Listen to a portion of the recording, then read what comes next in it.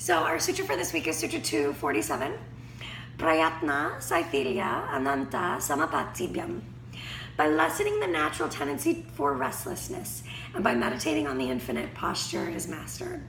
So this really is about allowing the posture to come from a deeper space, allowing the posture to come from the inside, and to soulfully be led so that what is expressed is powerful and true and an honest expression of what it is that we need to give the room and what we need to take from the room as well.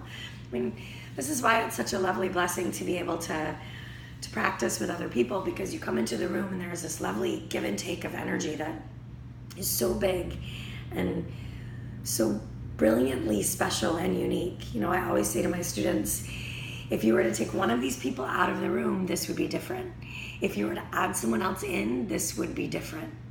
So allowing that really unique experience to happen and to feel that as it's happening is crucial, really, really important. You know, it says, because the senses want to taste many things, we load the systems with toxins instead. We need to learn to control these things. Also, we can achieve steadiness through meditation on the infinite. Anything great, huge, well settled, and well established. Tiny things always shake. So we can think of the earth or of how steady a huge mountain is. Yeah, it's allowing it to come from a larger space. The whole point of asana, and I say this all the time, but the whole point of asana was to create a space where we could find that absolute personal beauty, where we could find that sense of I am powerful and I am extraordinary, and what I've been through is incredible, and I keep putting one foot in front of the other, and this is amazing. So when we look at ourselves as yogis, it isn't this external stuff, it's this internal, yes, I know who I am, and yes, I know what I need. And the asana is the same way. We put our bodies into these postures, some of them insane. We put our bodies into these postures that wrap us all around, that bend us backwards, sideways, left, right, inside out. But why? Why would we do that? The only real reason to do that is to figure out what the hell is going on inside.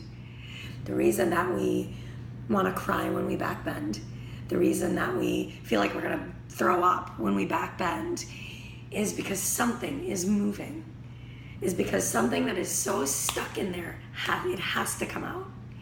And we've allowed this space, we've allowed this expression of, okay, I'm going to crack all of these pieces open and see what happens. There's so much courage in that. To be able to come into a space and say, okay, now that I know, this is very bittersweet, because if I know that I'm detoxing something, whether it's physical, mental, emotional, or spiritual, I know that twisting is going to deeply benefit me. That if I allow my body to be wrung out like a dirty towel, that things are going to be released, and I'm hopefully, I'm going to feel better.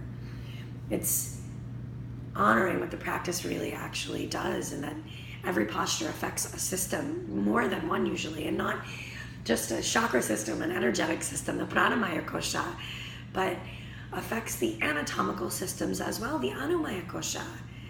All of these things come together so that we create this whole self, this whole space of something, and then we walk it out into the world, and we get to decide what that something is. We get to decide how we're going to take it and how we're going to behave. And now that, with the back bends, now that my heart is wide open, am I going to walk out into the world and immediately close it off and shut it up? Or am I going to leave it open and just see what happens? Back bends, am I going to detox something? Maybe something I ate, maybe something I drank, and then the next night do damage again. It really then becomes about choice and what we're doing on the mat, allowing it to walk us into a better life in the world, to walk us into a better intention in the world. We all have great purpose. And that space of exploring and figuring out what the hell that is extraordinary. And when we find it, that's even bigger. That's where the journey starts. So, all right, practice. Shanti.